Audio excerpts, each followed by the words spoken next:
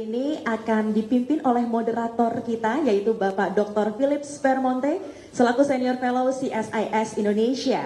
Beliau saat ini juga menjabat sebagai Dekan Ilmu Sosial Universitas Islam Internasional Indonesia dan merupakan seorang cendekia ternama Indonesia yang banyak mengamati mengenai kondisi politik komparatif.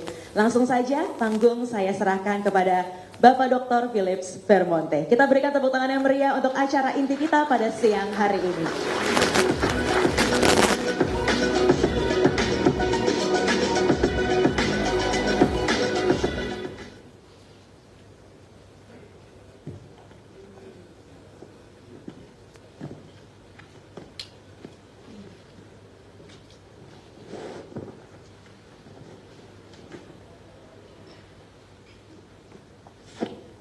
Terima kasih Rani.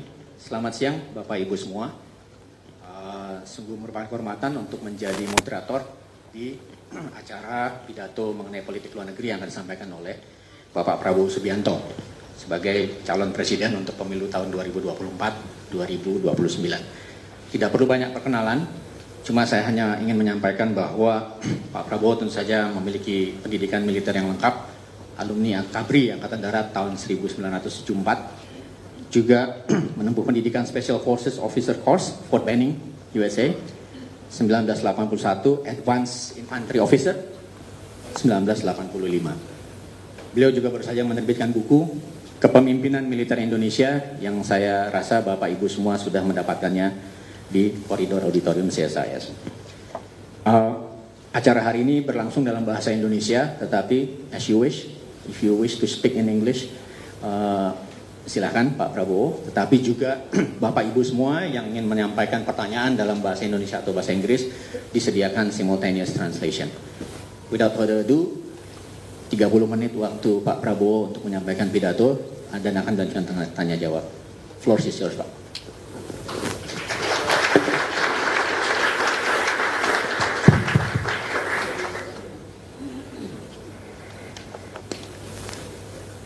Bismillahirrahmanirrahim. Assalamualaikum warahmatullahi wabarakatuh. Selamat siang, saudara-saudara sekalian. Salam sejahtera untuk kita semua. Shalom, Om Swastiastu, Namo Buddhaya, salam kebajikan. Yang saya hormati Bapak Harichan Silalahi, Ketua Pembina Yayasan CSIS, Bapak Yusuf Wanandi, Wakil Ketua Pembina Yayasan CSIS, Bapak Dr. Hasan Wirajuda,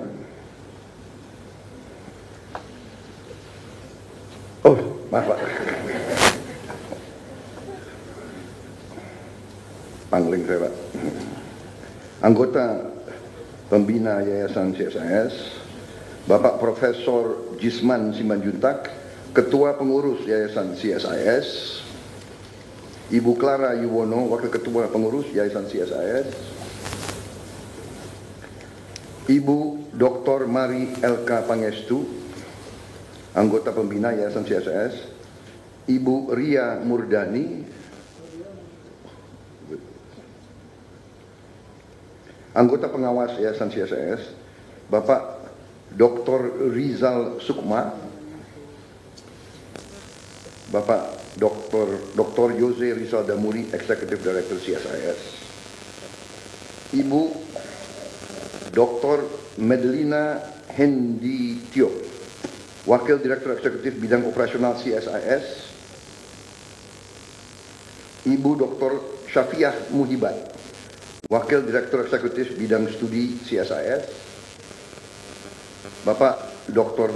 Philip Spermonte, Senior Fellow CSIS, yang hadir mendampingi saya hari ini, Letnan Jenderal TNI Purnawiran Safri Samsudin, Ibu Metia Hafid, Ketua Komisi 1 DPR RI dan Wakil Ketua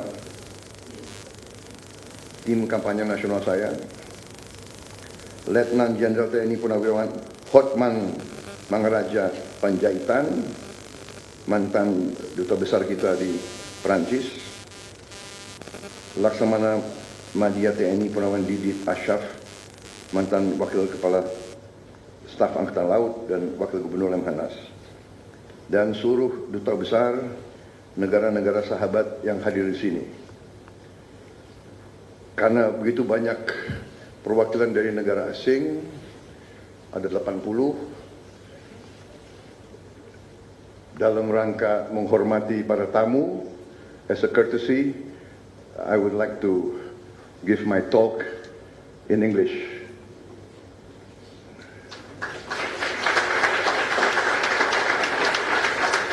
First of all, I would like to thank the CSIS for the great honor given to me. I'm being invited here at this very illustrious and very famous and very important institution. The history of CSIS, I think, can be considered as really a part of the recent history of Indonesia for the last 5 decades. Therefore, it's a great honor for me. And today I've been asked to talk about the direction and the strategy of our foreign policy. If, in the event that I get the mandate from my people and I will form the next government, I think it could be of interest to see the direction and the strategy of the foreign policy that I will pursue. However, basically, I think all observers of Indonesia will realize that the tradition of Indonesia's foreign policy has been very, very clear. From the early days of our independence and our sovereignty, we have opted for an independent foreign policy guided by the principles of non-membership of any geopolitical bloc. Our tradition in foreign policy has always been non-aligned. We do not wish to be part of any geopolitical bloc. And this tradition, I think I am committed to continue and to pursue, because it is not only in our tradition, it is the wish of the majority of the Indonesian people, and more importantly, it's in our national interest. Indonesia, because of our history, because of our geographical position, we are basically in the middle of great civilizations. We are at the crossroad of great civilizations. We have been the crossroads for many, many centuries. Even now, we are in the middle of very important trading routes, strategic waterways. We are, I think, maybe the second or the third longest coastline in the world.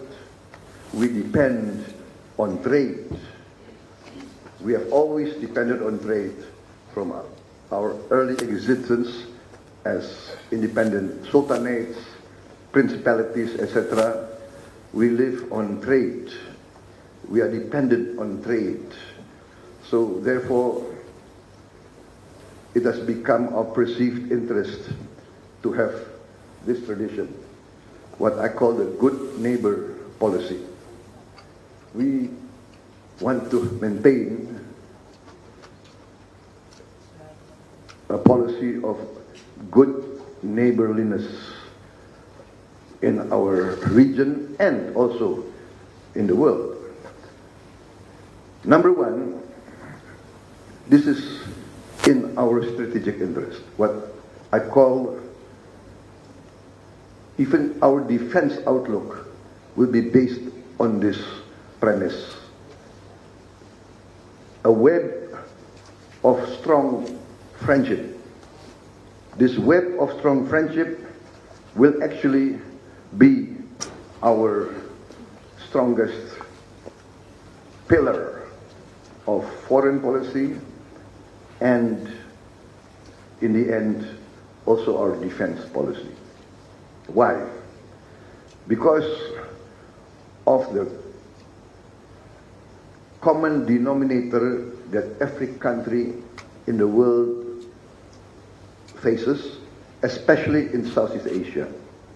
We need peace and stability for our economy to flourish, and we need our economy to flourish to bring prosperity to our people.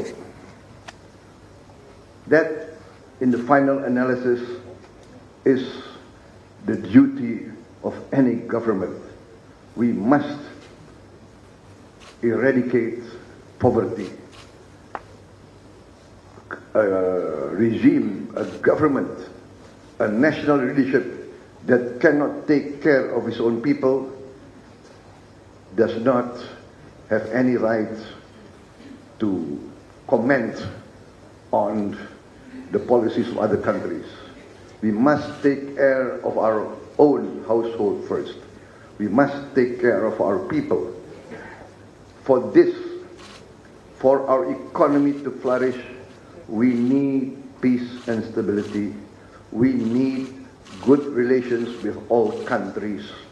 We need this relationship web that will invite foreign investment, that will open markets for us, that will create jobs for our people, and in the final analysis, to eradicate poverty. Basically, that is my speech. Short and sweet, I think, right? I think this is the shortest speech I have made this year, you know? Because the tendency is for any politician, you know, once they get a microphone in front of them, they don't want to let go. But I realize so many distinguished ambassadors and so many distinguished leaders here, so I think I'll keep it short and to the point. This is our policy. This is our tradition. This is our conviction. We will not be part, as long, if I get the mandate, I will maintain this tradition. We will not join any bloc. We will not be part of any military alliance that is against our tradition. And in my conviction, it is against our national interest. We respect all the great powers in the world. The West has contributed great contributions to humanity. The East also. China has been a great civilization for thousands of years. Basically, it is the oldest human civilization in recorded history. India also. All the other powers. Russia, we respect. Russia has been a good friend of Indonesia.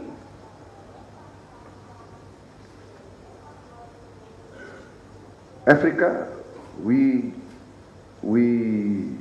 suffered the same fate. We were under colonialism and imperialism for many, many years. We know what it means to live under oppression. Our parents, our grandparents imprisoned our ancestors thrown away to many parts of the world, we know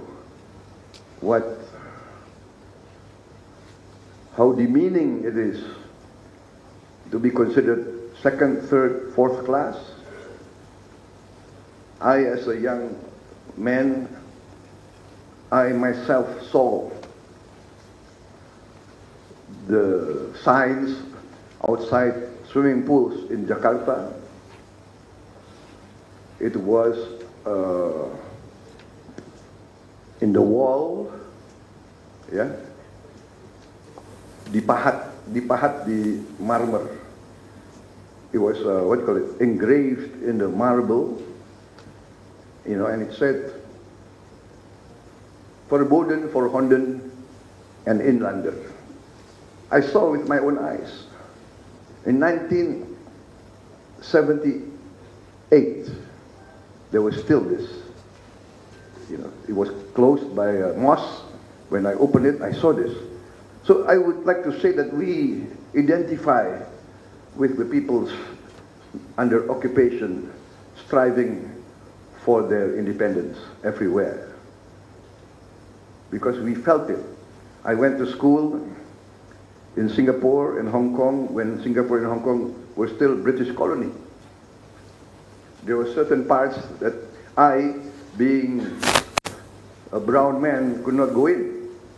So I experienced as a young boy. Therefore, we identify with the peoples that are striving for their independence today. However, that is the beauty of the Indonesian people and culture. We don't hold grudges. We have no enmity. We are now friends with the Dutch. We are friends with everybody now. I think that is the uniqueness of, maybe could be said, the uniqueness of Indonesia, that Indonesians basically forget easily. So basically, that concludes my talk. That therefore, this should not be pidato, yeah.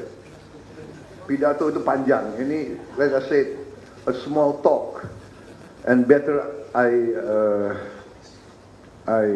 conclude my remarks and I open myself for questions from the floor, if there are any. If there are no questions, all the better.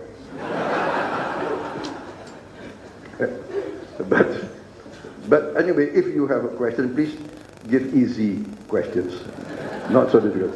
Thank you very much. Terima kasih.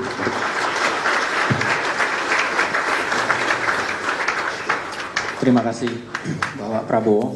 Now you give me a hard job to do because we are allotted not half an hour, so I have to fill in. Thank you for, I think, a very short but deep speech on the future of Indonesia's foreign policy under a Prabowo administration. If I may, before we open the Q&A, I'm going to use my power. Probably this is my only time to have power over you, but a question related to what you've been said. Being a non-aligned country, somehow we do need a clear policy towards big powers. What would be your initial thought on Indonesia's China policy or Indonesia's US policy? If I may request your insight on this. Well, as I explained, we respect the United States. Let us be very clear, the United States has helped Indonesia in the critical moments of Indonesian history. This we must acknowledge. In our war of independence, the United States basically sided with Indonesia. That is a part of history. The United States put strong pressure on the Dutch to negotiate and to hand over sovereignty. That is part of history. So no doubt about it that we cannot forget this debt of honor to the United States of America. In critical time, they sided with us. Also, I would like to say, Australia sided with us in our War of Independence. This is a fact of history. In fact, when there was a United Nations mediation effort, and there was a committee of good officers, if I'm not mistaken, that was the Committee of Good Officers. The Netherlands chose Belgium, right? That's a no-brainer, right there. But Indonesia chose Australia, and the United States was chosen by the United Nations. That shows the depth of our relationship. And you know, we don't forget our friends in difficult times. However, we also recognize China's importance in Southeast Asia and also for Indonesia now. As I said, China is a great civilization. It has contributed a lot, and now it is very, very, very, very active and contributing a lot to our economy. Russia, we also cannot forget. Russia helped Indonesia also in difficult times. Yes, at that time it was called the Soviet Union, but if you see Jakarta now, if you see our capital city, many of the great public works built by, at that time, Soviet Union, by Russian and by, let us say, Eastern Bloc countries. So this is, if you ask me, we have to give due respect to these great powers. Yeah. We also have to respect and have the best of relations with India, with the Islamic countries, of course. We are majority Muslim, with Japan. So basically, Indonesia's my philosophy is 1,000 friends too few, one enemy too many. This is easier said than done. It is easy to say, but it's not easy to carry out. But this is, I'm convinced, even now, this is my philosophy in my my domestic politics. As you may have observed, right? I'm friends with everybody. Even if they don't want to be friends with me, I still want to be friends with them. Right? Huh? I learned this the hard way. Through a long process, you know. When you are young, sometimes you are a bit, you know, you are a bit unwise. As time goes on, and so I'm convinced this is, and actually, you know, I regret that I learned this teaching a bit late in my life. Had I learned it maybe in my 30s and 40s, maybe, I don't know, my biography would be a bit different. But it's okay. Yeah? Better late than never. You know, so my village, that is my philosophy, right? I mean, I'm sorry if somebody wants to get us here and get us there. I said, no, we are friends with all. And maybe as friends, to many sides, we can be of assistance. We can be some sort of bridge. We can be some sort of, when we needed them, they helped us. Maybe now we should give a payback. We should help those who once helped us. So I think that is my position regarding relations with the great powers. Thank you, Pak Prabowo. I still have 15 minutes of your time, so I have one or two more questions before I open the floor. something sounded like music to my ears when you were saying that basically foreign policy begins at home. That poverty alleviation should be very important, and then all domestic stabilities and so on. And we know that China has been praised by many reports that successive Chinese governments since 1970s have been able to lift more than 700 million people out of poverty. Would you emulate the way the Chinese governments are doing in terms of poverty alleviation? Is this a trick question? I want to make something very clear. Yeah? I do admire and acknowledge the success of the Chinese leaders in nearly eradicating poverty. I think we have to, anybody with any fairness in the rationality, etc., must acknowledge that the Chinese leaders has achieved something very rare in human history, to lift 700 million people out of poverty in one generation, in 40 years. That is a real achievement. So in my opinion, each country, each civilization has its own culture, has its own way of doing things. If a government in one country succeeded in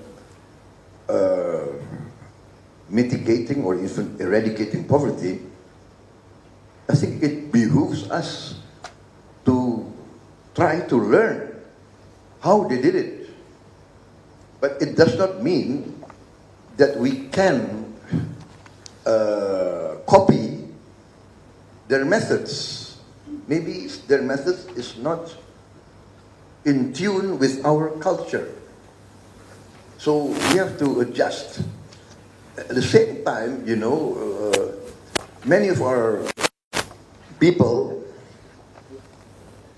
especially the educated elite, for the last 50 years, maybe 60 years, we have been always looking to the West. I think it's normal. We were colonized by the West, so a lot of our experience, our thinking, we like to emulate the West, because the West, no doubt, has succeeded in many fields. Industrial Revolution, Reformation, the Renaissance, development of democracy. We must acknowledge the great strides of the West. But on the other hand, we cannot copy what works for the West. We cannot bring to Indonesia and try to, or bring anywhere in the world and try to carry it out, especially in the West. So there are nuances. So I think there must be a rebalancing. And now we have to learn from other countries, from the East, the Japanese experience, the Korean experience, the Chinese experience, the Indian experience. So this is my position, that we admire what the Chinese have done. Tremendous achievement. I mean, and I think many of the Chinese leaders are true to their principles and true to their conviction. They understand that they have to serve the people. So I think this is the message, that not that we can copy, we can emulate everything they have done. No, we have our way of doing things. They have their way of doing things. Yeah, we can emulate, maybe their commitment against corruption, their focus on education, their strong discipline, their strong national pride. You know, this we admire. You know, if you go to a Chinese high school, you will find out they spend many hours in the school. They go home maybe 9 o'clock at night. So this type of dedication, this type of commitment, it's something that it behooves us to study and to try to adopt some of the best practices. Thank you. Thank you. Please give a round of applause to Pak Prabowo's response to the two questions. Now, I think I'm going to ask our former foreign minister, Pak Hasan Wirayuda, the honor to ask a question. Silakan Pak Hasan.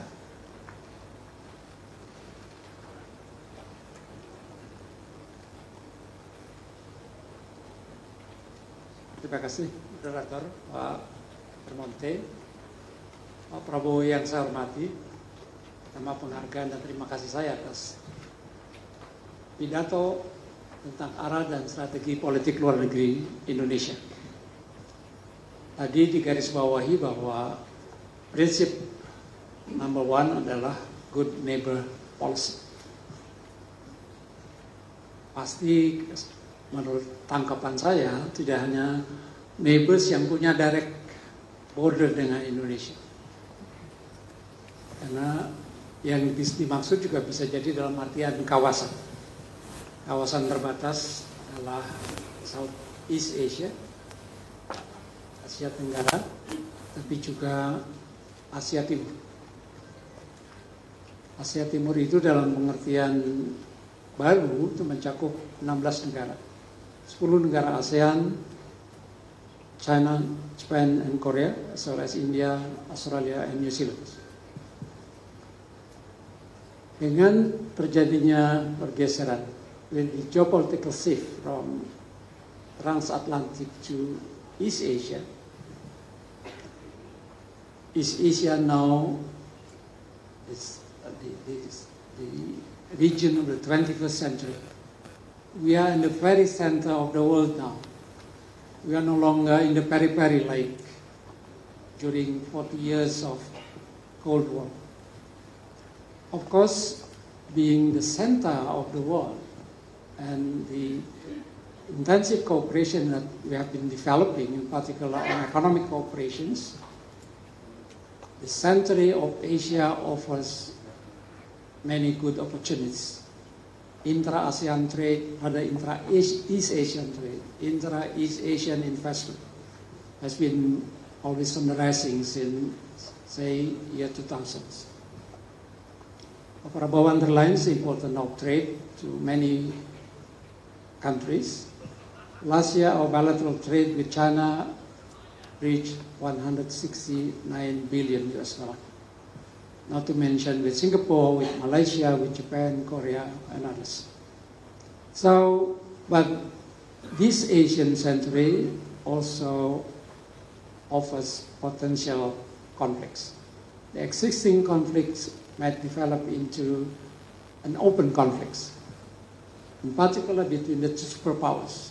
The problem is that not only that they are, the United States sees China as their strategic competitor, meaning competition in many different areas, not just trade war like what President Trump used to claim, but in many different areas. And the problem between the two is that there's been a lack of direct communications and dialogues.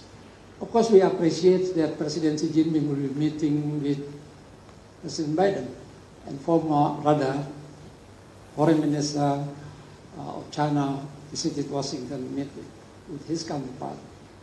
But still, the danger of no direct communication and dialogue, as Henry Kissinger, Dr. has said, that there is great potential of tensions, local conflicts could develop into open conflicts. So I wish that Pak Prabowo would elaborate how do you see this development in our regions and how you develop your policy, foreign policy with regard to our kawasan regions of Asia and now also popularly called as Indo-Pacific. Thank you, Pak Prabowo.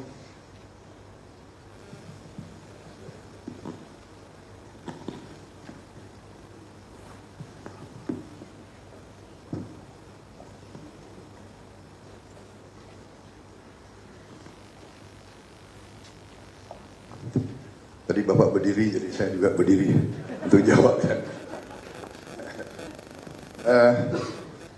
Yes, the competition, the rivalry between two great powers is a matter of concern for us, and these rivalries has been occurring during the long history of mankind.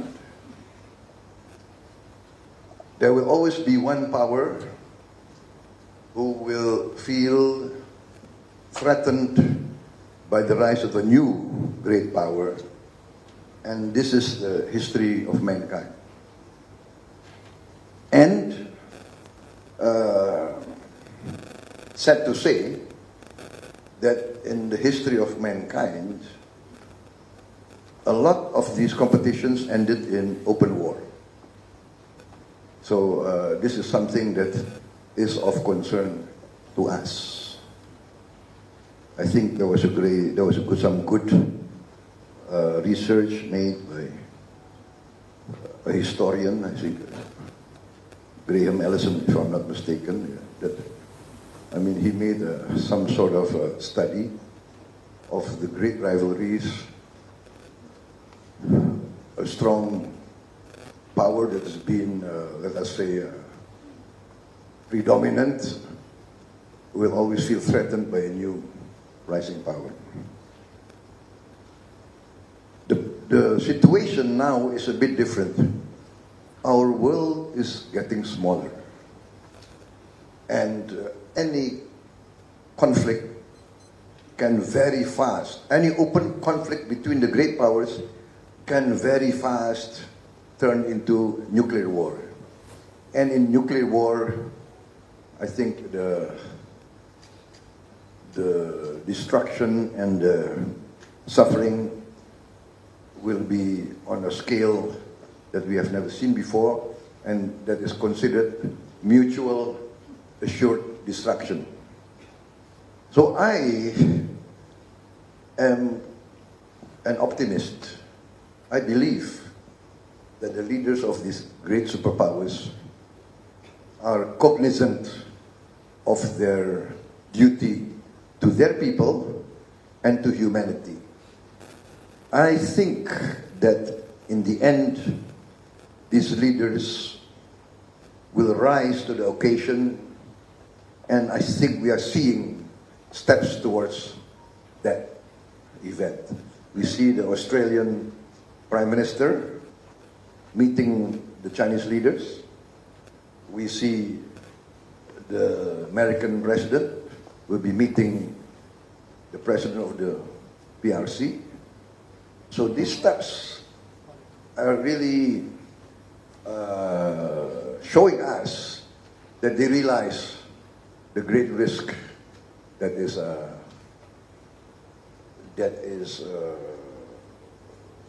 can erupt if this competition is not calibrated So I'm a bit optimistic. I think, I hope, because any open conflict will result in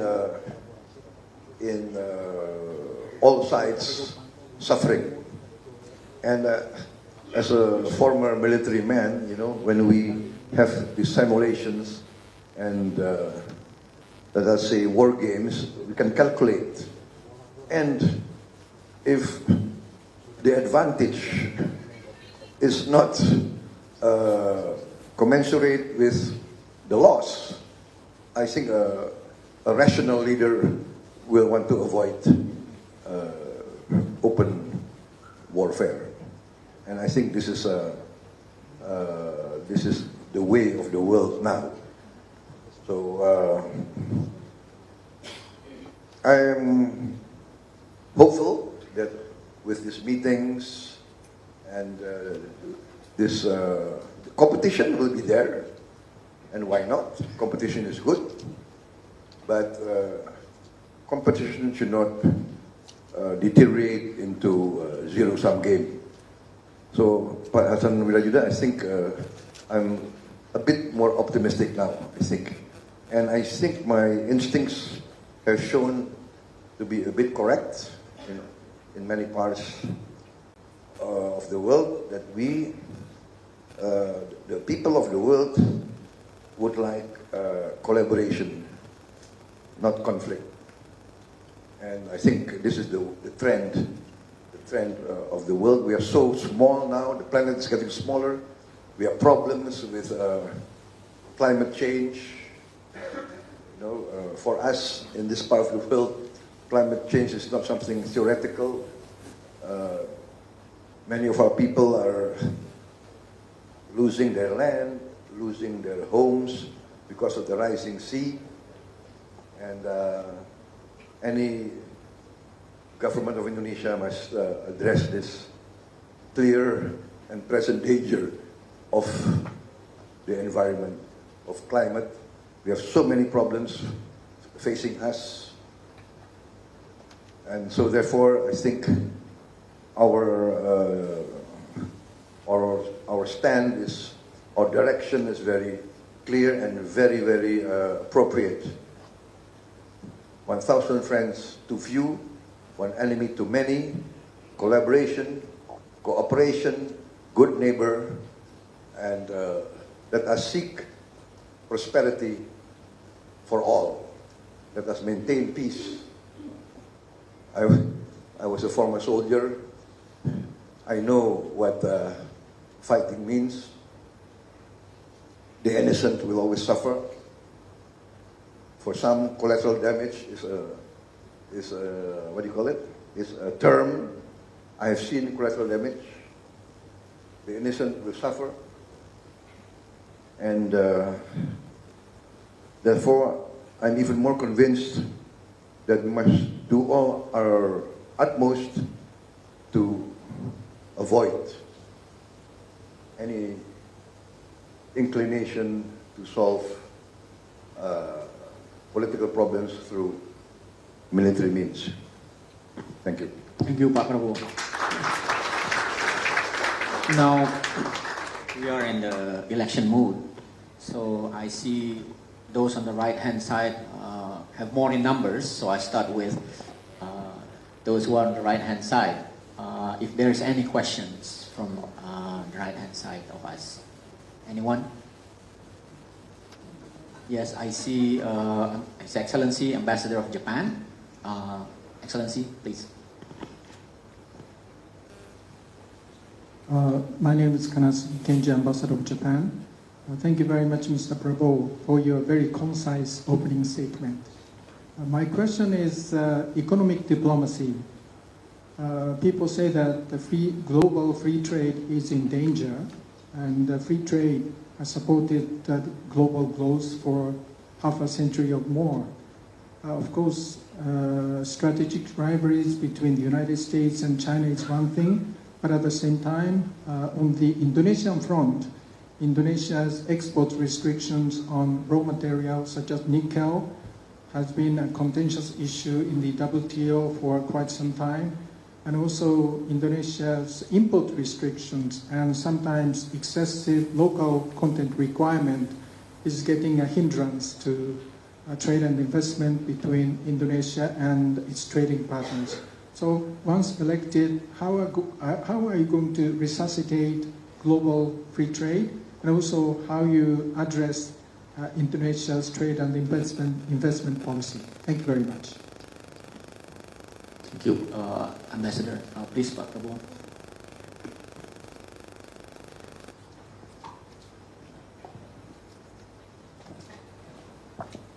Thank you, Your Excellency. Yes, in principle, we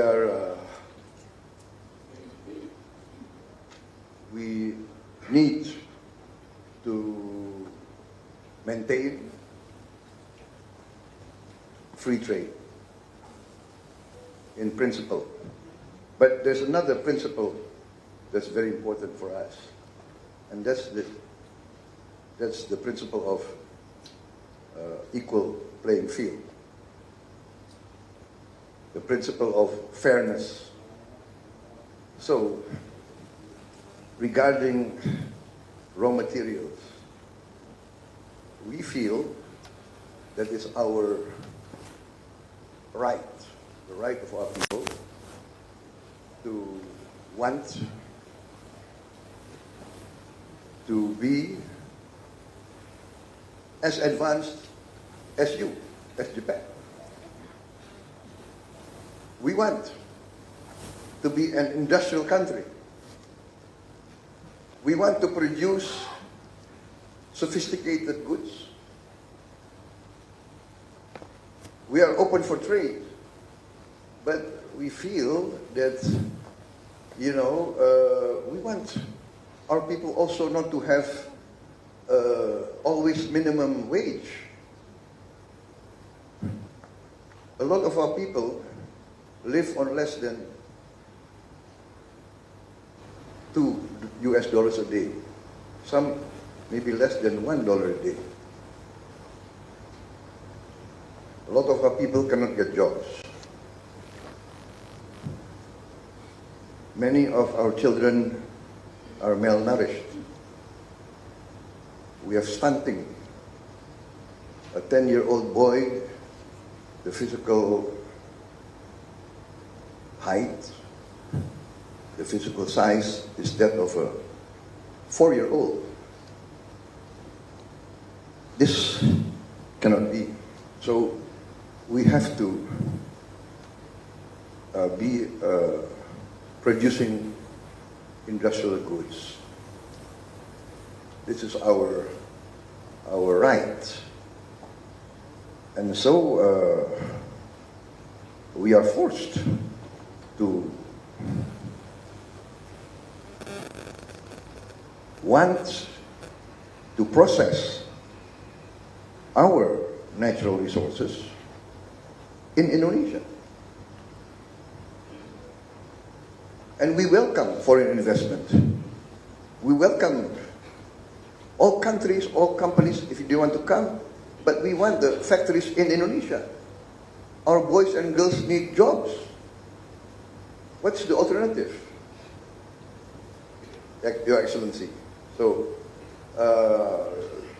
yes, free trade, but we need a fair playing field. We need equal opportunity, and we need jobs, and we don't want to always be the majority of people or the bulk of our people live subsistence, live on less than $1 a day. That is not the purpose of Indonesia getting its independence. We don't want to be a nation of coolies. I repeat, we do not want to be a nation of coolies. Do you know there's 70-year-olds still riding the beca? Do you know that, the beca? the threshold 70 years old. This is not human rights. As president, I will do my best so that there will be no more 70-year-olds, 60-year-olds driving the beca. That is inhuman. And therefore we need to industrialize. We need factories. We need to create jobs of dignity. We don't want always to be subsistence peasants. That is my goal, and I respect all countries. We open ourselves for investment. But yeah, that is now the new requirement of the Indonesian people. Thank you. Thank you. Now I think we're going to collect 2 questions at all times, so then we can have more questions. Now we go to the middle first, and then I'll come back to the right-hand side. Ambassador Penny from Australia, and Excellency. Good afternoon, Pak Prabowo, and thank you for your, it's not a speech, but thank you for setting out your clear approach to Indonesia's foreign policy. I want to ask about Indonesia's leadership in the region.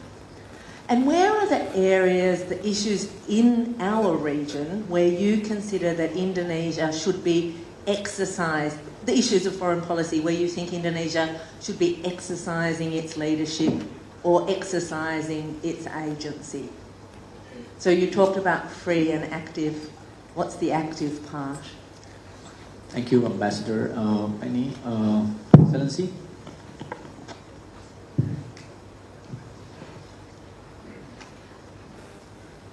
My name is Benedetto Ratteri. I'm the Italian ambassador.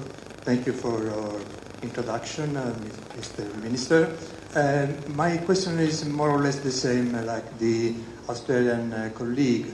Which is your attitude towards European Union?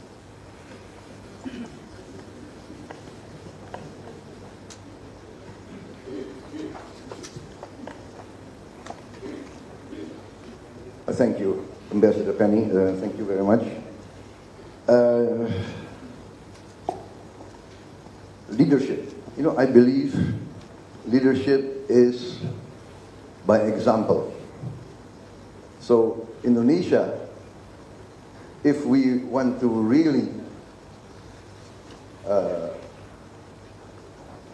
be considered a leader in the region, we must show that we could get our act in order, that we can take care of our people.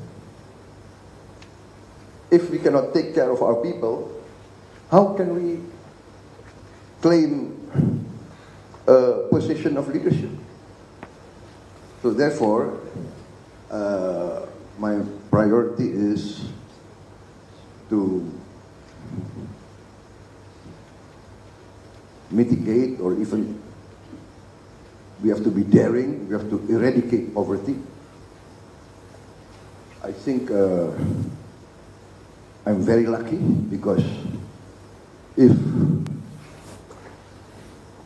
I were to receive the mandate next year, I will be continuing 10 years of, I would say, successful economic management by President Joko Widodo and his administration. The parameters, the figures are very, very clear. On many, many sectors, the number of kilometers of highways built, the number of dams built, the number of airports built, the number of ports built, the number of roads built, the recipients of a lot of government assistance. We have become basically a welfare state. We are taking care of our poor and our weak. Are we satisfied? No. Do we have to do better? Yes. Is there corruption? Yes. Is there leakage? Yes. We must address that. Our education system has to be improved. Yes. And that's my answer. And when you ask what's the active part, we will always be active in pushing for promoting dialogue, peace, negotiation. We always will be consistent. We always will try to push for compromise in all matters. That's our active part. And I repeat again, my conviction, if we are successful in getting rid of poverty in Indonesia, we are successful in promoting an economic model that shows there can be progress, there can be growth, but there is social justice. There is equal opportunity for everybody. That, I think, we will attain a position of leadership. Even now, we are surprised. Many African countries now look Indonesia as another alternative. I've gotten requests from counterparts in Africa. They want to send their officers, their cadets, their soldiers to be trained in Indonesia. They want to buy our equipment, etc., etc. They see another alternative. They see another rising example. And they see that we have the same experience as them. We have our share. We had our share. We were colonized for many years. We have our share of insurrections. We have our share of civil wars, of separatists. They are experiencing that now. But we can overcome by negotiation, by collaboration, by compromise. So sometimes it's very funny that we have solved many of our problems by negotiation, by compromise. So that's my answer to Ambassador Penny and to the Italian ambassador. What is my view about the European Union? Excellency, I want to tell you something. Most of the Indonesian elite leaders have been educated in the West. If you see the present cabinet, you can see many of our leaders have been educated in the West. Military leaders, civilian leaders, economic leaders, business leaders, political leaders of every, let us say, of every spectrum in the political field. We have Islamic leaders that went to school in Chicago. Right? We have business leaders. They all went to Western. So there is a sympathy, there is an affinity, there is an admiration for the European Union. I used to joke to my friends and colleagues, you know, the problem is not with us. The problem is with you. With the European Union. You know what I would say? We love the European Union. We love Europe. The problem is Europe doesn't love us.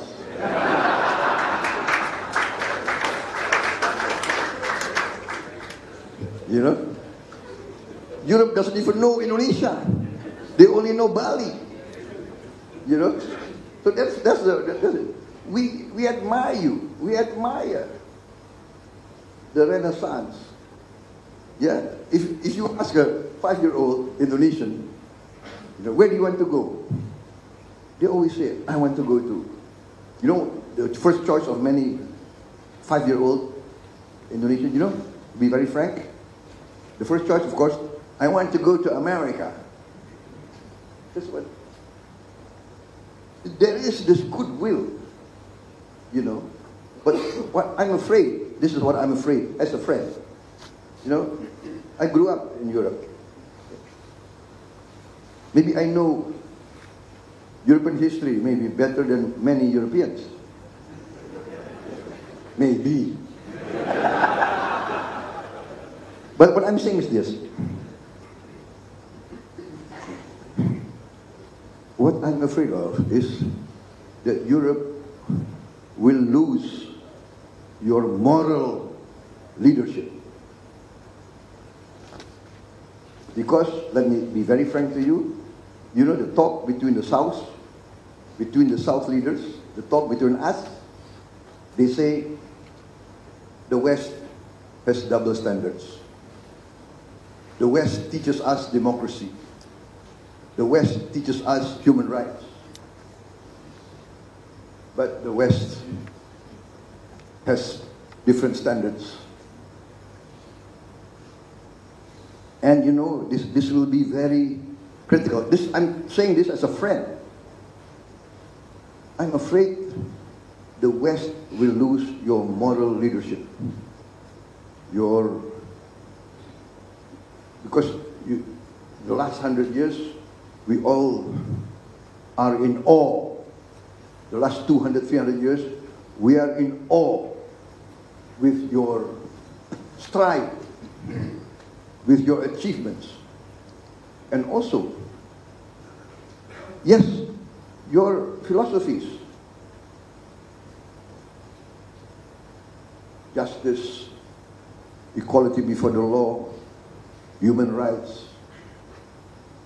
We admire that and we emulate. We try to emulate, right? CSIS, one of the strongest pro-Western institution in Indonesia. Am I correct? Pak Yusuf? Yeah? Right? I want to be very frank. Right? Yeah. When I was in the army, they always criticized me, you know that? But, right? I'm sorry, I'm not a real politician, you know that? That's why I talk like this, right? We admire you. Seriously. But that's why I say, you know, we love Europe, but Europeans maybe don't love us. So, and then I'm as a friend, I'm saying that please be careful. You will be still strong, you will be still wealthy, but as Hassan Wiraj said, there's a shift in the world. There's a shift in the world. There's a shift. Now, we don't really need Europe anymore. To be very frank. Right? We love Europe. But if Europe doesn't love us, if there's double standard, you know, now is the age of, what do you call it? TikTok, we see everything, CNN, everything. And, you know, people see what's happening. The West has one standard for this, another standard for that. I will not go into details, you know, because 1,000 friends to few, one enemy.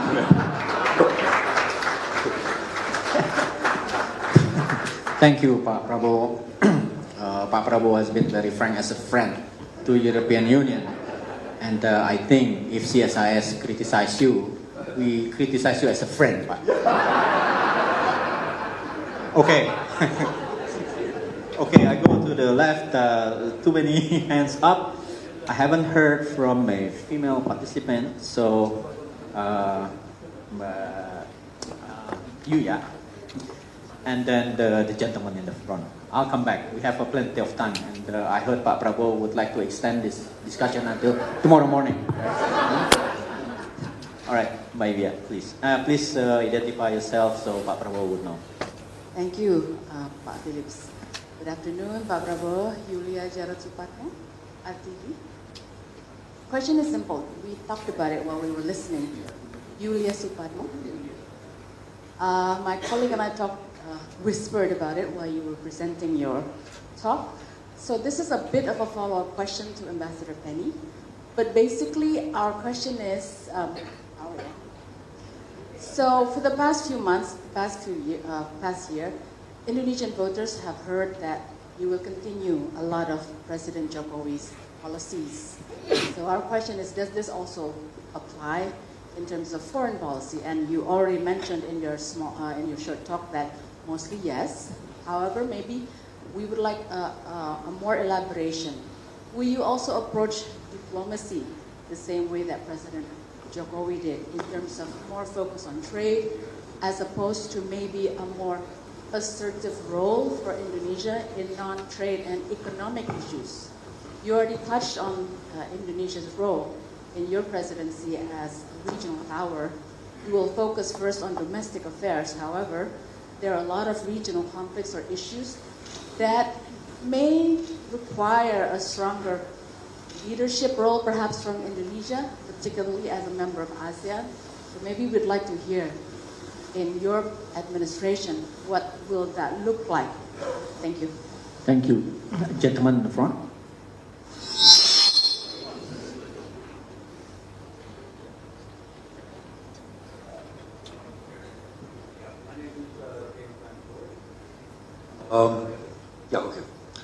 I'd like to ask a question about how next year's U.S. presidential elections might impact U.S.-Indonesian relationship. As you know, when Joe Biden won in 2020, there was a collective sigh of relief throughout the region. And then came Donald Trump, right? Back in the polls now. Who could win in next year's elections? So my question is, can you work with Donald Trump? Thank you, Bob. So, this one, bro. Can I answer Mr. Van Zorge first?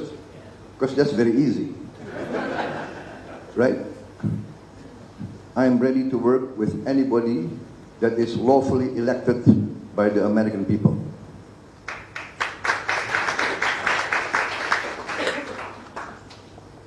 You have to respect the will of the people. Now I go to your question, Ibu Yulia. Yeah.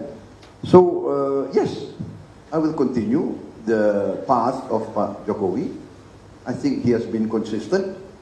He has been very measured and very moderate in all his dealings. Of course, he has to defend Indonesia's national interest.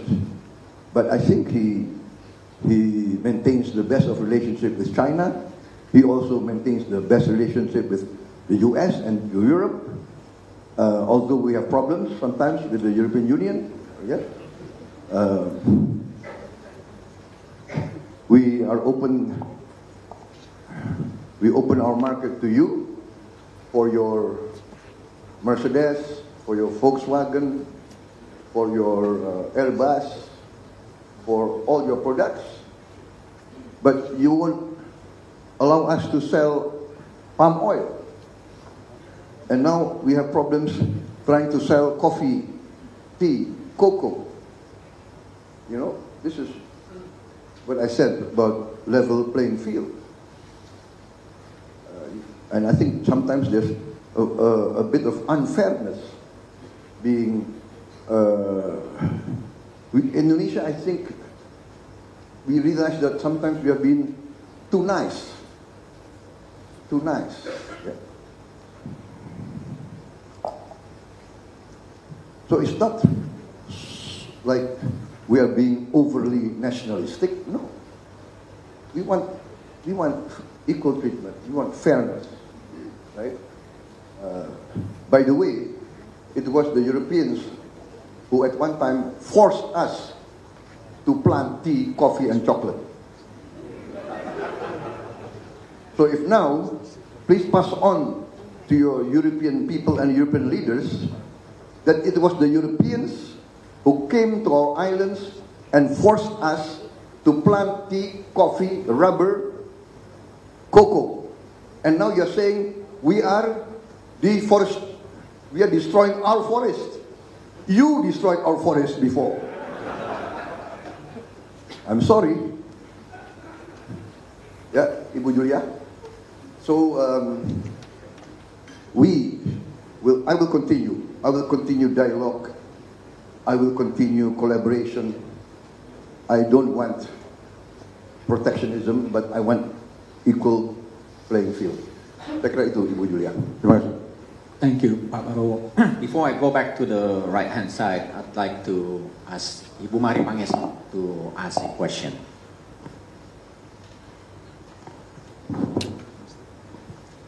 Thank you. Terima kasih Pak Prabowo atas penjelasannya tadi. Sudah banyak yang disampaikan. Mungkin sekedar follow-up question. You said that we are not non-aligned. We also want to be friends with everybody. But unfortunately, we're also facing the reality of the US-China geoeconomics and geopolitical competition. So that's the reality. So how do we, what's our policy on navigating when these two elephants are fighting? Because we don't want to be trampled in the war between the two. And we are already being trampled. You mentioned about trade and investment. You know, it is affecting the trade and investment. It is affecting openness of markets. You mentioned that in your speech. And it is affecting the way we see things now. Because now it's no longer just about politics, security, economics. It's the interrelationship between the nexus between politics, security, economics, and even technology. So how do you see Indonesia navigating this so that we can continue to develop, we can continue to grow? And you mentioned the bridge. So maybe a little bit follow up from Ibu Penny's question. What should Indonesia do to be a bridge? Since we are friends with everybody, how do we be a bridge? How do we use Southeast Asia? How do we use ASEAN? How do we become heard? Either as Indonesia as a middle power or Indonesia with ASEAN and East Asia, whether economically or I think it has to be together, yeah, what we call a comprehensive security approach, which is really combining the economic issue, the security issue, as well as the technology issue. This is now all interrelated. As you know, economic instruments are being used for security purposes. And we want level playing field, as you said. So how do you think ASEAN can play a role and East Asia more widely?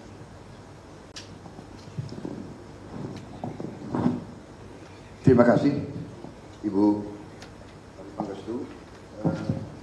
Once again, I would like to emphasize and to reiterate that we must remain in our traditional stance. Non-aligned, non-bloc, non-member of any military alliance. Basically, we must maintain neutrality. We respect all the powers. We want to maintain the good relations between all powers. And this, in the history of international politics, to choose to be neutral is always difficult. But the tradition of many countries is to choose neutrality. I would give the example, for instance, of Switzerland, of Sweden at one time, until recently, of Austria until today, of Finland until a few months ago. But to see, at the height of the Cold War, Sweden, Finland, Austria, Switzerland did not join any of the blocs. And basically, there was peace.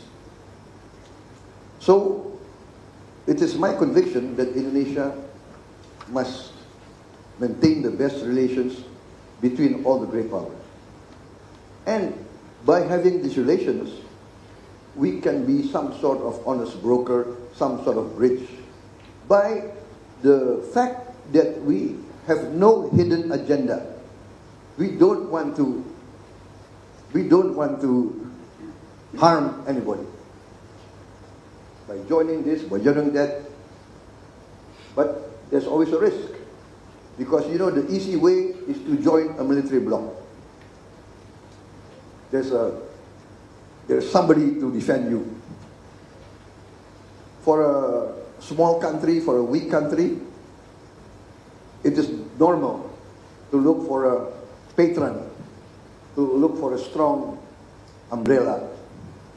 To be neutral, you're on your own. But the essence of neutrality is we cannot and we do not threaten anybody. We have no aspiration outside of Indonesia. Our main concern is the welfare of 280 million people, 5 million boys and girls, 5 million mouths every year coming to Indonesia. 5 million. This is a tremendous challenge for us. We cannot afford to go into any, in my opinion, policies that do not have the first priority is the welfare of our people.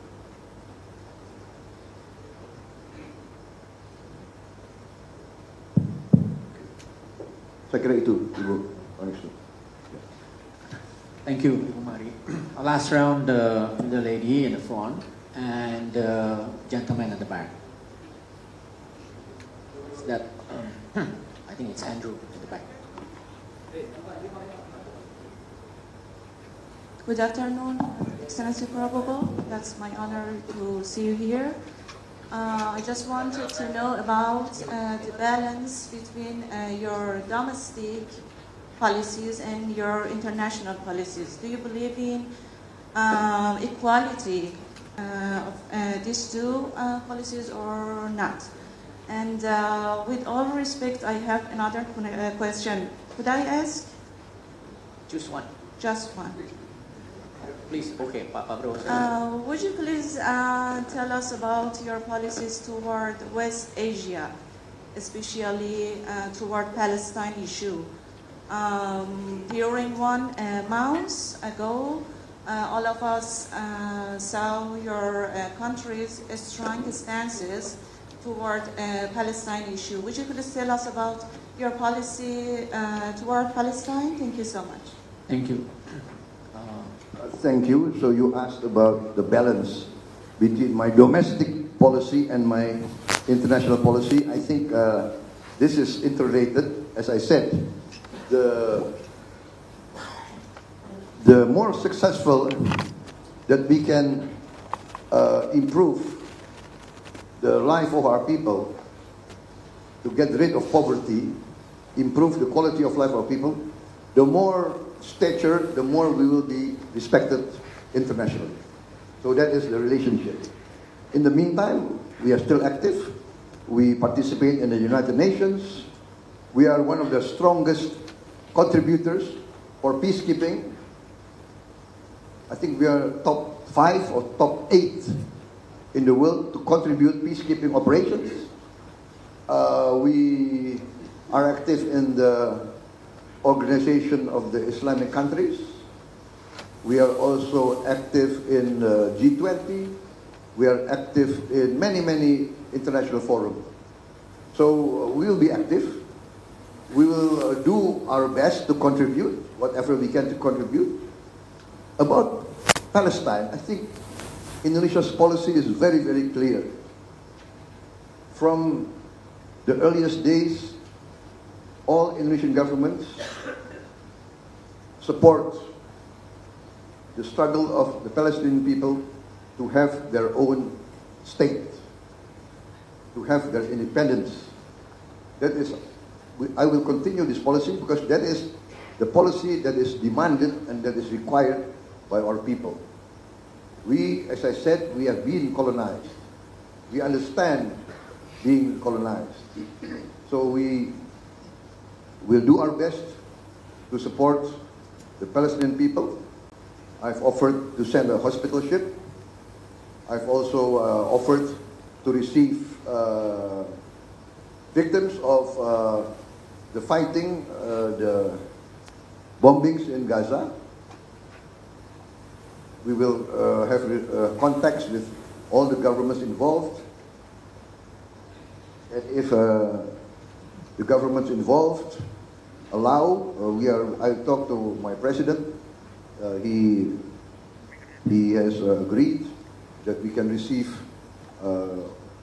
as many victims as needed to come to Indonesia in our hospitals. We have 110 military hospitals. All these hospitals will be open and at the disposal of the victims of the fighting in Gaza. So our policy has not changed and will not change. We support an independent Palestine based on United Nations resolutions, and I think that's the only way for a real solution to the problems of Palestine. Thank you. Thank you, Pak Prabowo. Last one, finally. Last one from the... Yes, please be concise. Thank you, Pak Philips. Thank you, Pak Prabowo. My name is Andrew, researcher from CSIS, Department of International Relations. I really respect your policy on international friendship, and probably this is a question as a researcher. Sometimes you just want to go down into the assumptions, and I also am convinced by your assumptions that there would be some mutual assured destruction, which prompt many leaders to think rational. In that particular assumptions, how do you think and how do you view the biggest two example of open conflict now in the world, which is Gaza and Ukraine, and how does the way you view Gaza and Ukraine will translate into a lesson learned for our own regional flashpoints, which is South China Sea, which is already in your vision and mission document, and also another potential open conflict, which is Taiwan Strait, relations between China and Taiwan, and also the continuing nuclear development by North Korea. Thank you. Yes, I mentioned several times, I think, that you mentioned the conflict in Ukraine and Gaza. As you know, Indonesia has tried to do our part, contributing to efforts to achieve some sort of peace in Ukraine. Our president went to Kiev, and our president also went to Moscow. I also in the Shangri-La dialogue, I think it was last year, I also put forward proposals for a ceasefire, negotiated settlement, United Nations involvement. So that is our contribution. In the Gaza problem, you see our president attended the summit in Riyadh, and our position was very clear. We, as I said, we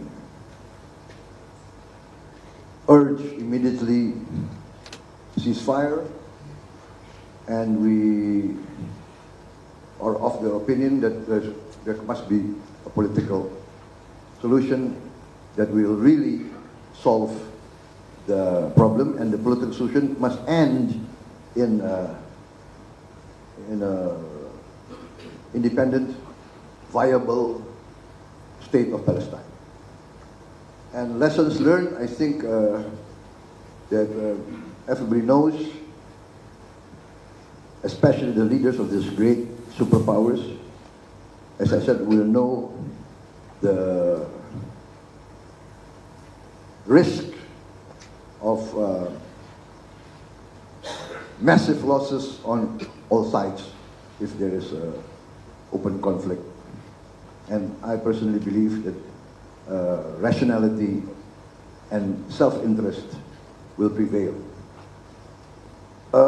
I think that is again my position. Indonesia,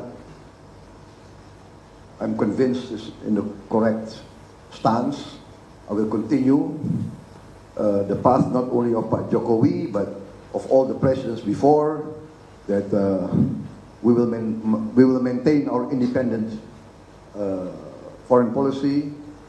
We will not be part of any military bloc. We will not be part of any geopolitical bloc. We need to have the best relations with all partners, all countries, especially our neighbors. Neighbors, regional neighbors, and direct neighbors. Saya kira itu jawaban saya. Terima kasih Pak hadir di sini, Pak Harijan. Terima kasih. Thank you, Pak. I think we've come to kind of the end of the time because Pak Prabowo, I think, must be very, very busy. Please give Pak Prabowo rounds of applause. Now, before we close, this is a friendly question. Your video dancing went viral. In your free time, what type of music do you listen to? Basically, I like all type of music. I like all type of music. Yeah. All right, thank you. Please give Pak Prabowo again one round of applause. Thank you very much for your participation and questions. I think we've heard sharp, concise framework of what would a Prabowo Subianto foreign policy would look like if Pak Prabowo gets elected in the election. I return now the microphone. Thank you. Thank you so much, Bapak Prabowo Subianto and also Bapak Philips Vermonte. And we kindly request for Bapak Prabowo Subianto and Bapak Philips to remain on stage, and we would like to invite all the CSIS leaders to take together with Bapak Prabowo.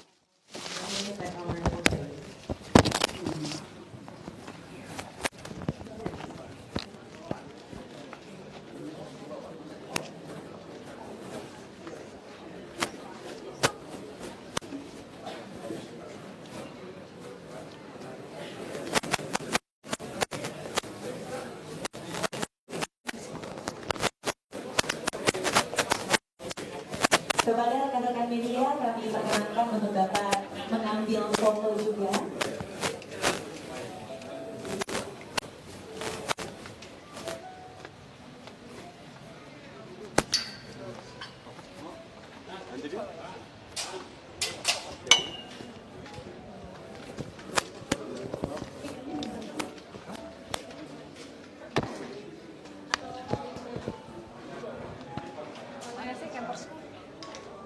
Siapa sih? Soalnya harus turun ya? Belum ada. Soalnya harus turun satu. Oh iya.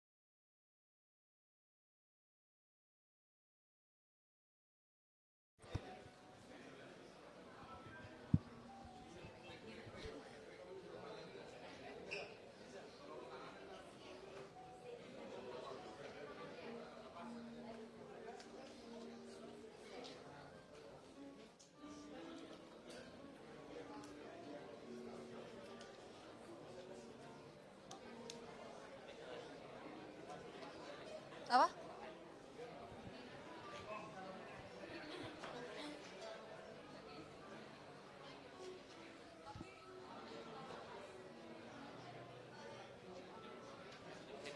Clip on udah aku taruh atas itu. Langsung geser kan? Barangnya.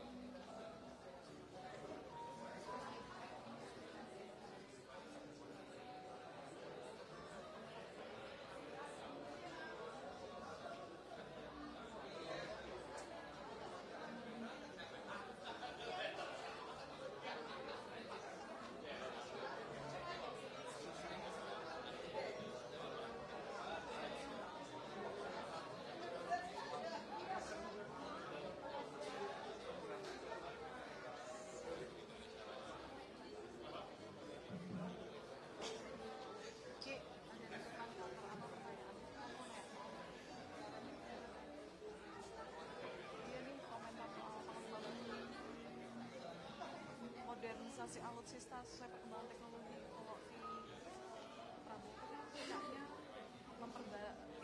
nggak baru gitu, tapi selalu mengandalkan.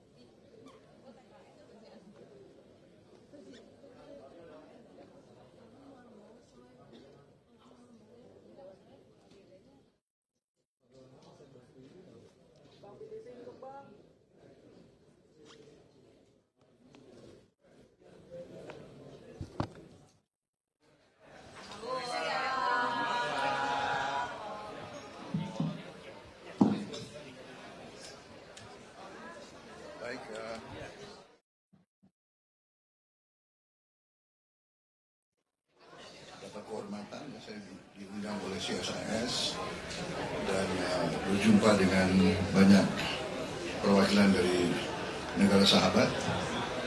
Mereka ingin tahu arah dan strategi politik luar negeri seandainya saya dapat mandat dari rakyat. Kalau Prabowo Gibran yang dapat mandat, ya mereka ingin tahu arah politik luar negeri, dan saya tadi sampaikan bahwa arah politik luar negeri kita secara sejarah, secara tradisi, bahwa kita memilih selalu untuk non-blok. Kita tidak mau ikut fakta-fakta militer siapapun, manapun. Kita tidak mau ikut blok-blok geopolitik manapun. Prinsip kita adalah 1000 kawan terlalu sedikit, 1 lawan terlalu banyak, dan kita ingin melaksanakan politik tetangga baik, good neighbor policy. Kita ingin menjadi tetangga baik bagi seluruh tetangga-tetangga di kawasan kita. Kita butuh suasana yang damai, kita butuh suasana yang saling menguntungkan, kita butuh ekonomi kita baik. Yang prioritas utama kita adalah ekonomi, lapangan kerja untuk rakyat kita, menghilangkan kemiskinan. Itu fokus daripada pemerintah yang insya Allah akan saya pimpin bersama Gibran dan tim kita semua, Koalisi Indonesia Maju. Saya kira itu tadi, jadi saya terima kasih kepada CSIS dan pertanyaan-pertanyaan tadi bisa saya jelaskan ke mereka bahwa kita tidak mau ikut blok ini atau blok itu, kita bersahabat tapi kita aktif. Kita selalu mendorong usaha konflik-konflik itu dicapai dengan negosiasi. Baik di Ukraina, baik kalau di Gaza, jelas saya tegaskan politik pemerintah kita tidak berubah. Kita mendukung perjuangan rakyat Palestina untuk mendapat negaranya sendiri. Jadi kita itu prinsip, dan kita segera presiden kita hadir di KTT negara-negara Islam dan Arab di Riyadh. Kita benar-benar mendesak untuk segera dia laksanakan penghentian kekerasan di Gaza dan penyelesaian politik. Saya kira itu. Terima kasih. Pak Prabowo, dari semua pertanyaan Pak dari European Union sampai free trade, mana pertanyaan yang menurut Pak Prabowo paling sulit atau yang paling menarik untuk Bapak jawab? Saya kira saya jawab dengan apa adanya, ya. Kita ingin free trade, ya. Tapi we want not only free trade, we want fair trade. Kita minta perdagangan yang adil, ya. Kita buka pasar kita untuk produk-produk negara mereka. Mereka juga harus buka dong. Masa mereka tidak izinkan pisang kita bisa dijual ke pasar mereka, atau teh, kopi, coklat, kelapa sawit kita. Jadi tadi saya tegas, saya bilang, Anda mau bicara free trade, yes, we want free trade, but we want fair trade. Kita minta yang adil, dan kita mengatakan bahwa kita ya punya sikap sendiri. Saya kira itu. Dan kita tidak mau kita hanya jual barang mentah. Kita mau rakyat kita juga bisa bikin mobil, bisa bikin produk-produk industri. Saya kira Anda dengar tadi kan yang saya sampaikan. Pak Prabowo. Just for a minute, about AUKUS, about the AUKUS security agreement.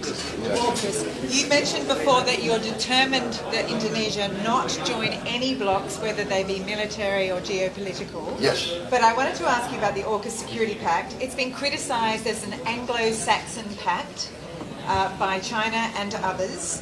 That could spark an arms race in the region. Australia has pointed out that nuclear submarines are important to the defence of its own waters, but that they can also be important to the defence of its neighbours' waters. What is your question? So what I want to ask you is, what is your view on the AUKUS agreement? Does Australia having nuclear submarines improve Indonesian security?